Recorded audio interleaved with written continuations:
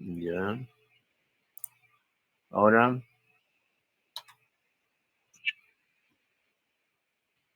¿está bien ahora? ¿Están viendo ahora? Ok, seguimos entonces. Bien, entonces esta primera parte vamos a hablar de su anatomía microquirúrgica. Vemos acá en este esquema que le estoy presentando, este cráneo Paracas. Lo están viendo, ¿verdad? Lo estoy señalando con el puntero. ¿Están viendo? Hola. Doctor, estoy señalando con el puntero. mm, no se ve. Ya ahora sí, doctor. ¿No se ve nada? No, sí se ve, ¿Están doctor, viendo? sí se ve. Ya, ¿están Sí, viendo? sí, sí. Bueno, en este cráneo se ve este pedazo de metal. Este pedazo de metal no se explican cómo fue esta persona y siguió viviendo, etcétera, ¿no? Entonces, son cosas que han quedado en el interrogante de muchos investigadores que han encontrado cráneos Paracas con bastante desarrollo. En este caso, por ejemplo, vemos un cráneo de Paracas con esa forma de cráneo tan conocida que es alargada hacia arriba y que tiene una craneotomía frontal que aparentemente ha pegado porque hay piel encima. Entonces, como ven ustedes, el abordaje al cráneo es bastante antiguo, data de muchos años, lo han hecho nuestros antiguos Paracas de una forma bastante, digamos, empírica, pero lo han realizado, ¿no? En la Edad Media también se intentó hacer lo mismo, y hay muchos tratados y textos escritos pues, por anatomistas con aparatos que se han ideado en esa época. Miren ustedes este tipo de aparato para hacer craneotomía y levantar el cráneo. Entonces, si hablamos de instrumental, vamos a ver que en la cultura Paracas, como acá en este cráneo, se ve como el hueso asoldado, ha crecido en esta zona donde han hecho una craneotomía frontal. Pero ¿qué utilizaban? Utilizaban estos tunis, estos aparatos punzocortantes, que se usaban para lo que se llama la trepanación. Y si vemos nosotros en retrospecto qué instrumental se usó en el siglo XVI, o sea, en el año 1500, donde se ve que este anatomista Ambroise Paré, que es un famoso neuroanatomista incluso, tiene acá los aparatos diseñados y muchos de estos aparatos de trepanación se usan hasta ahora. O sea, hasta ahora lo usamos. El trepa no llamamos así, lo usamos. Acá tienen este instrumental del siglo XIX, gran parte lo seguimos usando. Estos hoyos para hacer trepa no se usan. Pero ¿en dónde se usan? En zonas donde no hay instrumental, en zonas donde realmente no se ha avanzado mucho en la compra de instrumental.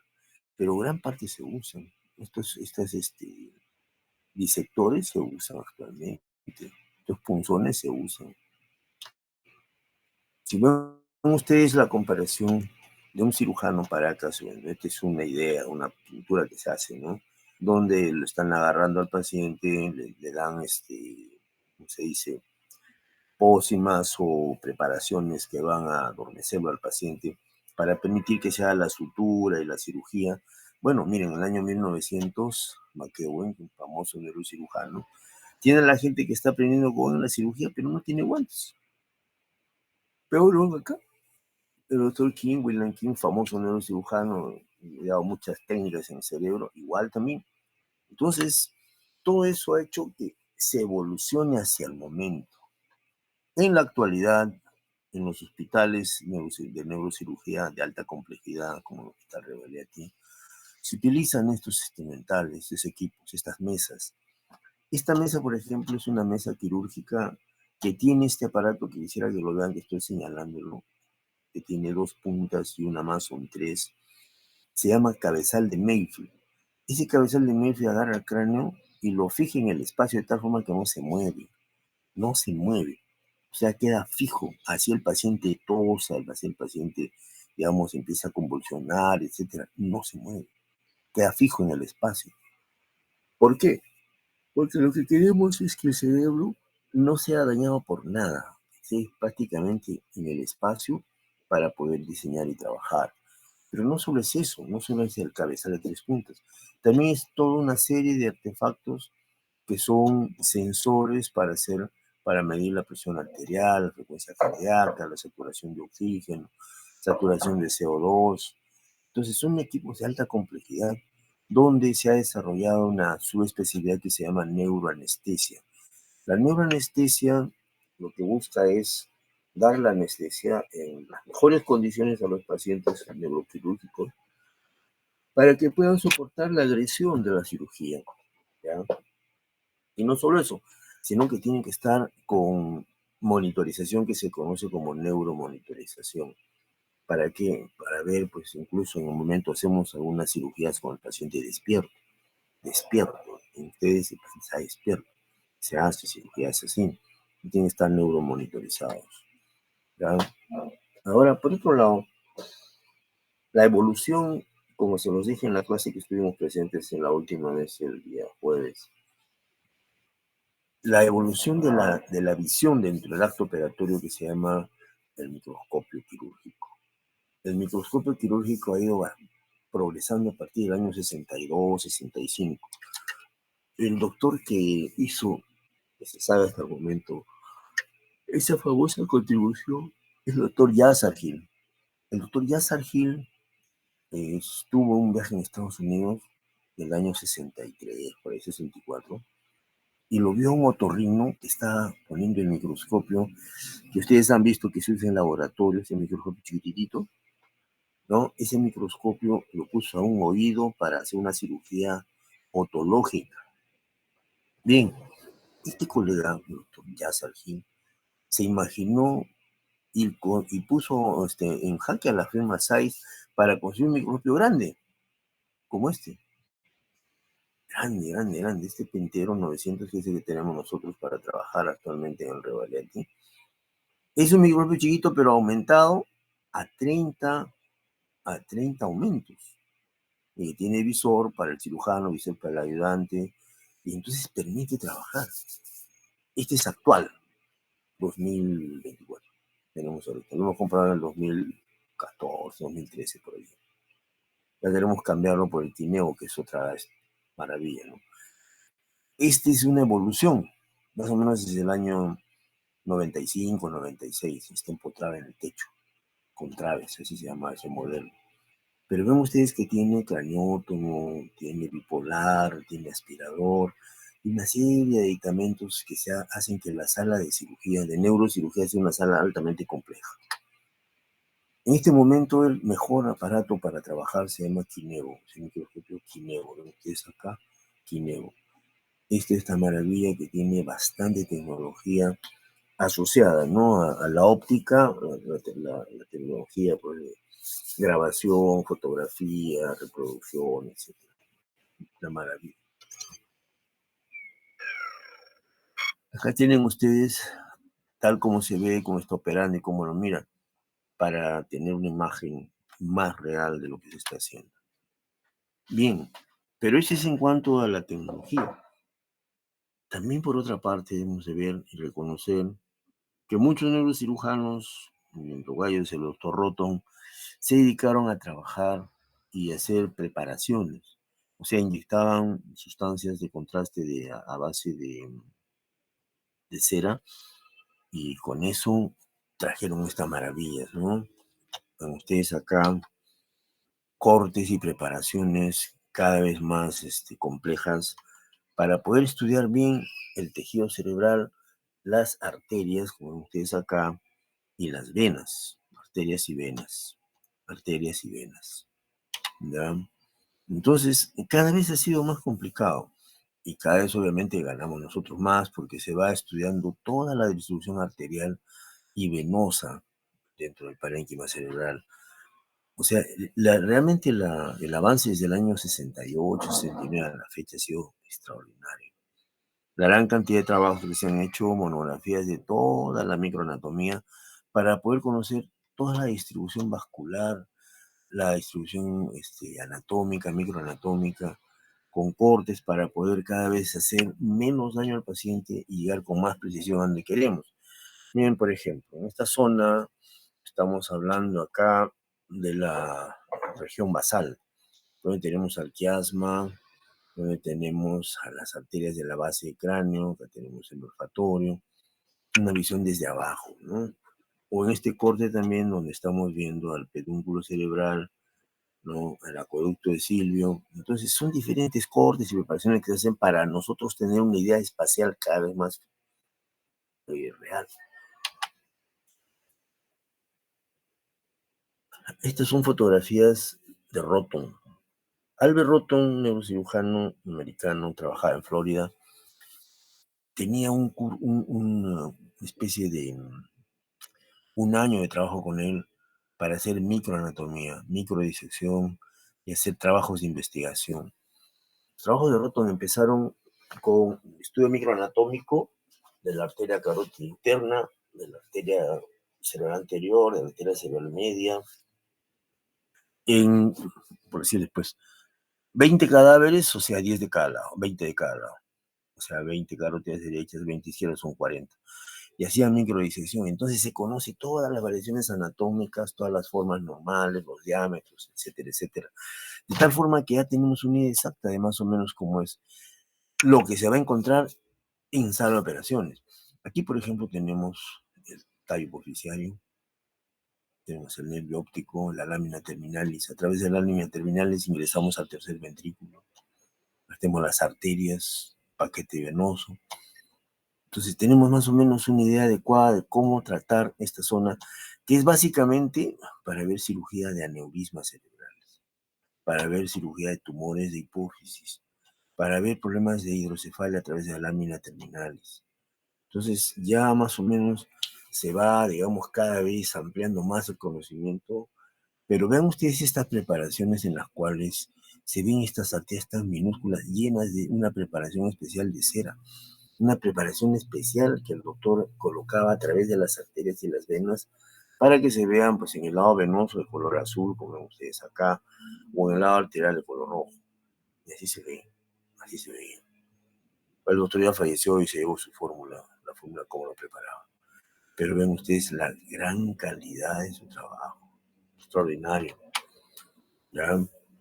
Hay otra gente que ha sucedido después al doctor Roton y ha empezado a hacer trabajos prácticamente ya orientados a tareas que ponía el doctor. Por ejemplo, hacer microanatomía de la fosa posterior, hacer microanatomía del cerebelo, de las diferentes partes del cerebelo, hacer microanatomía de las arterias. Y hay colegas japoneses que se han dedicado a estudiar exclusivamente la fosa posterior, acá donde se sacaba algunas tomas de la fosa posterior, de ver cómo se dividen los pedúnculos cerebelosos, cómo están los nervios que van transcurriendo por la base o por la región dorsal, cómo está el piso del cuarto ventrículo, en este caso se ve acá. Y no solo eso, sino ya se ha avanzado más a partir del año 1930 con la colocación de sustancia de contraste a las arterias en el vivo. ¿Para hacer qué cosa? Hacer la arteriografía, para poder ver acá la distribución arterial del árbol arterial de la fosa posterior, por ejemplo, en este caso, ¿no? Acá se ve el tronco basilar, acá se ve la vertebral, el tronco basilar y sus ramas. O hacer estudios de las venas, de las grandes venas. Las grandes venas son de mucho respeto por nosotros, por la cantidad de hemorragias y por las paredes tan débiles que provocan a veces unas catástrofes y desastres, ¿no? Yo he tenido la mala suerte de ver 2 o 3 catástrofes por ruptura de senos venosos, los cuales pues no fue muy mal, ¿no? Realmente uno mira, observa y como alumno va aprendiendo lo que no debe hacer, ¿no? Cómo debe respetarse un seno. Lamentablemente pues ocurren así cosas, ¿no? Acá tienen ustedes una panarteriografía con sustracción de imagen, así se llama, para ver la conformación. Esto nos ayuda a ver la patología vascular. La arteriografía es un gold estándar, es la mejor forma de estudiar a las arterias y venas de la región supratentorial, infratentorial y medular. Y se hace arteriografía. ¿Para qué? Para ver la patología, para encontrar la causa. Acá ustedes tienen venogramas, o sea, venas, estudio de las venas, se llaman venogramas. Acá vemos la fosa posterior con la tórcula, con el seno transverso, izquierdo, derecho. Acá tienen ustedes un estudio de la región supratentorial con el seno longitudinal superior, sus ramas, etc. Es importante verlos. Estamos hablando ahora de neuroimágenes. Estamos hablando de la arteriografía. La arteriografía ha sido una evolución pues, desde el año 1930 en que Gasmonis hizo la primera arteriografía hasta la fecha. Y sigue siendo el gold estándar, sigue siendo la necesidad más imperiosa para conocer y saber qué hacer. Con la evolución del tiempo, a partir del año 1980 a nivel mundial, se empezó a usar, ¿qué cosa? La tomografía. Acá ven ustedes la tomografía. En la tomografía lo que se ve es la densidad. ¿Qué es densidad? Hablamos de hipodenso y hiperdenso. La densidad es la cantidad de calcio que hay. El calcio generalmente está en el hueso, por eso el hueso se ve blanco. ¿Ya? El blanco del hueso es hiperdenso. En unidades Hounsfield corresponde a 1000 unidades Hounsfield. O sea, es bien denso. En cambio, el agua, el líquido cefalorraquídeo está en 1. ¿Ya? Y la sangre, que es esta, está en 40, 60 unidades Hounsfield. Entonces, nosotros cuando vemos una tomografía, tenemos que buscar en primer lugar la presencia o ausencia de sangre. Ustedes acá, gotas de sangre, gotas de sangre. Y si es una imagen hipodensa, como es acá, esta hipodensidad corresponde a una zona de isquemia, de falta de riego. No hay sangre, entonces se pone hipodenso. De igual manera, se utiliza la tomografía para colocar sustancia de contraste al árbol arterial. Y eso ya se llama angiotem o angiotomografía. Entonces vemos que la tomografía se ayuda mucho con la angiotomografía. ¿Qué significa eso? Que en la angiotomografía se le coloca iodado, sustancia de contraste, y se estudia el árbol vascular. Ven ustedes acá un estudio de una tomografía con angiotem. Y la reconstrucción tridimensional que hace la máquina de estas imágenes obtenidas con contraste en tomografía. Ven ustedes esta utilidad tan fantástica de la tomografía. Estas dos imágenes corresponden a angiotomografías hechas en Finlandia. Son cortesía del doctor Juha Hernesniemi. El doctor Hernesniemi trabajaba solamente con tomografía y angiotomografía. Él no hacía arteriografía. No lo hacía porque según él costaba mucho dinero que los pacientes no tenían y que era innecesario, suficiente con su angiotomografía. El doctor Hernesniemi, como les dije en clase, habría operado más o menos unos 15.000 aneurismas, más o menos en toda su vida. Él ya falleció hace unos meses, hace 6 meses más o menos. En consecuencia, ese doctor tiene una casuística brutal y tiene literatura sobre el tema brutal. Es un crack, el doctor Hernesniemi, Juha Hernesniemi. Ya vamos a hablar con él más cuando estemos en la práctica. Conforme avanza el desarrollo científico, a partir de 1990-92, a nivel mundial se empieza a usar la resonancia, la angioresonancia. Ya, es una cosa muy importante la resonancia. A diferencia de la tomografía, la resonancia camina con intensidades, mientras que la tomografía camina con densidad. ¿Se dan cuenta de la diferencia? Una cosa es densidad, otra cosa es intensidad. ¿Ya? ¿Por qué? Por el concepto, ¿no?, de que la tomografía utiliza pues, radiación, rayos X, utiliza radiación. En cambio, la resonancia no utiliza radiación. Utiliza la intensidad que provoca un aparato especial que es como una especie de un electroimán, ¿ya?, que hace todo este problema. Y las imágenes que se obtienen son de parénquima cerebral y angioresonancia también. Angioresonancia pura y angioresonancia con contraste. El contraste de la tomografía es un contraste iodado, a diferencia del contraste de la resonancia, que no tiene nada que ver con el yodo, absolutamente nada que ver. ¿Ya? Acá tenemos imágenes de resonancia, donde se ven las imágenes casi anatómicas, con la diferencia entre el tejido anormal y el normal, la cápsula, la localización, etcétera, ¿no? Acá tenemos un tumor de hipófisis, por ejemplo, cómo se va, digamos, ingresando al parénquima cerebral a través de un forado que hace en la pared del techo de la hipófisis y ingresa al parénquima cerebral como un hongo, ¿no? son formas de invasión del tumor hipoficiario, ¿no? En formas de invasión del tumor hipoficiario.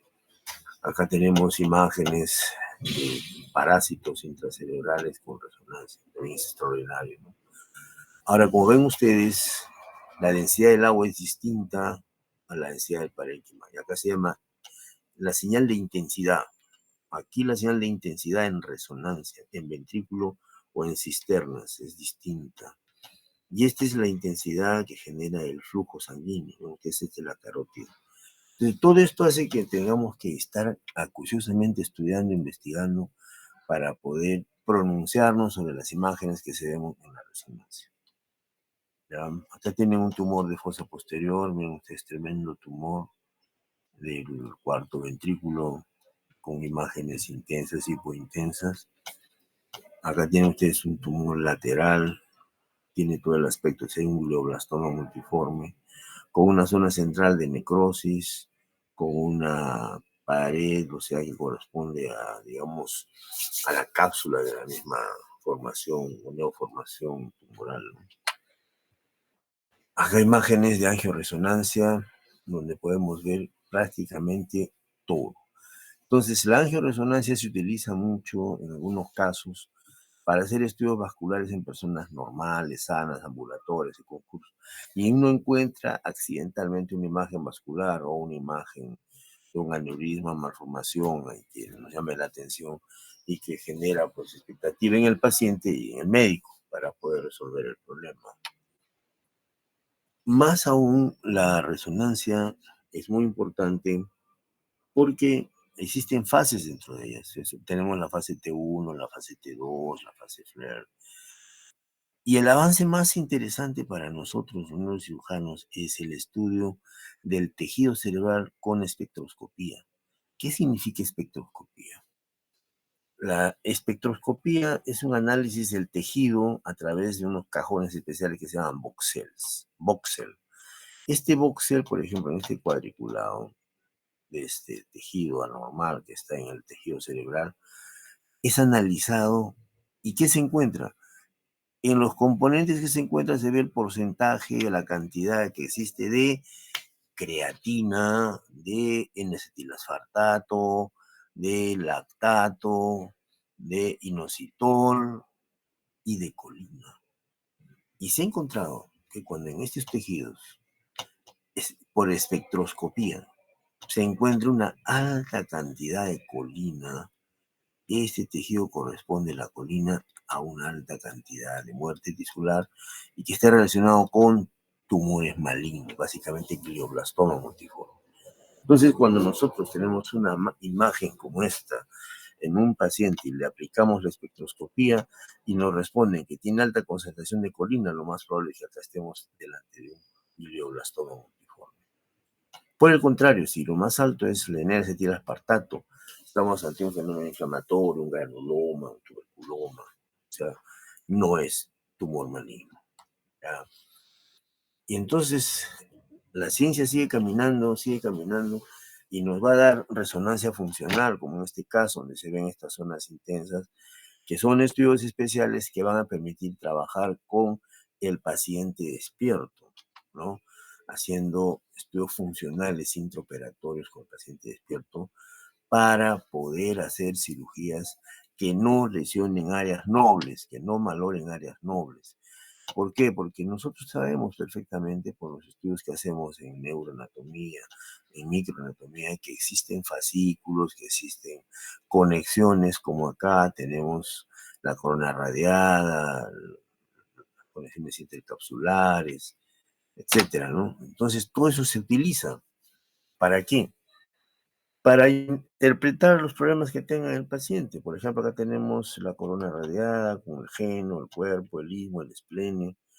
Y es interesante, y quiero que escuchen acá bien lo que les voy a decir, que en resonancia cerebral tenemos el estudio de lo que se llama la tractografía. Entonces, existe un aparato que nos hace la tractografía cerebral. No todos hacen, no todos tienen ese programa, pero sí con resonancia es la tractografía. ¿Y qué es la tractografía? Encontrar los axones. Los axones. En este caso se le aplica la tractografía a la corona radiada. Y en la corona radiada se encuentra, cuando un paciente sufre un traumatismo intenso, la ruptura de los axones, como se ve acá. Entonces, esto se ve en la lesión axonal difusa. Por eso es que cuando un paciente tiene un T grave y está comatoso, se le hace a partir de los 21 días, del mes, se le hace la tractografía y se ve el pronóstico. Ustedes acá, como si este es un normal, acá están cortadas todas las conexiones, se han cortado. En una lesión axonal difusa, así se llama, lesión axonal difusa. Más imágenes de lesión axonal difusa que se detectan con tractografía, También se utiliza la tractografía en casos de sección medular. Cuando hay sección medular, usted hace una tractografía a la columna y vamos a ver que está cortado los axones. Entonces, confirma que hay una lesión traumática severa de la médula espinal porque hay una sección en la tractografía de la médula espinal, ¿no? Los cortes que uno pida, así como se ve acá. Este es un traumatismo cráneoencefálico severo. Generalmente el traumatismo de este tipo es el traumatismo de torsión, cuando el enfermo es eyectado y en el aire se mueve para un lado para otro con la fuerza y la violencia del impacto, y entonces se seccionan los axones. Curiosamente se trata de gente joven que está manejando una moto, que se choca contra un sardinel, contra una piedra, etcétera, ¿no? Y sale eyectado e impacta. Está con su casco, pero igual impacta contra una pared dura, ¿no? Entonces, o contra el suelo. Y entonces el paciente queda en coma. Le hacemos la tomografía, no hay sangre. Hacemos la resonancia y hay unas gotitas de sangre. Y el enfermo sigue en coma. No tiene coágulo, no tiene hematoma, no tiene hidrocefalia, pero está en coma. Si se le hace la tractografía, más o menos a partir de los 21 días, se encuentra que tiene lesión axonal difusa. Que el paciente tiene qué clínica de lesión axonal difusa. No hay lesión de coágulo, no hay lesión estructural visible en los primeros momentos, ni en menos en la resonancia. No hay. ¿Ya? Bien, acá una aplicación de todo que hemos conversado en esta fase, por esta resonancia de una lesión occipital, donde se ve cómo el tumor está comprimido hacia adelante a las fibras nerviosas. Y acá ven ustedes cómo en violeta está el tumor. Entonces, si nosotros entramos a operar y hacemos una sección acá, cortamos todos los axones. Entonces, hacemos una iatrogenia severa. Entonces, realmente hay que tener mucho cuidado para hacer cirugía. No se trata de sacar por sacar y dejar al paciente lisiado, postrado. ¿No? Solamente sacar lo que corresponde a la zona tumoral. Para eso hacemos estos estudios que nos ayudan a encontrar. Acá, por ejemplo, tenemos en azul al tumor cerebral. Aquí en verde tenemos a los potenciales motores de las fibras relacionadas con el área motora, en verde, ¿no? Y en violeta sí, tenemos a áreas relacionadas con el lenguaje, ¿no? Y en amarillo el tracto córtico espinal. Entonces, a uno realmente conoce ya y va tratando de cuidar y no meterse pues en problemas de dejar a un paciente afásico, hemipléjico, etcétera, ¿no? No se trata de cortar por cortar, sacar por sacar. Actualmente se está utilizando mucho, cada vez más, la cirugía despierto con potenciales evocados intraoperatorios con lo que se llama neuromonitoreo. Es bastante especializado. Hay gente que se dedica a hacer neuromonitoreo intraoperatorio. Y entonces eso sube el costo pues, de las intervenciones quirúrgicas, ¿no? En los niveles privados, pero niveles, digamos, tipo hospital, docente como el nuestro, ¿no? Tenemos que avanzar en eso.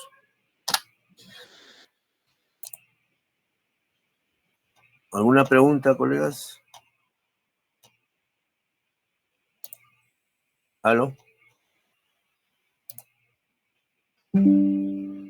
Hola. María del Carmen, ¿me escucharon? ¿Aló? Sí, doctor. Sí, sí, le ¿Me escucho. escucha? ¿Alguna pregunta, alguna duda? ¿Se escuchó la conferencia? Vamos a pasar a la segunda parte. Sí, doctor. Vamos a pasar a la segunda parte.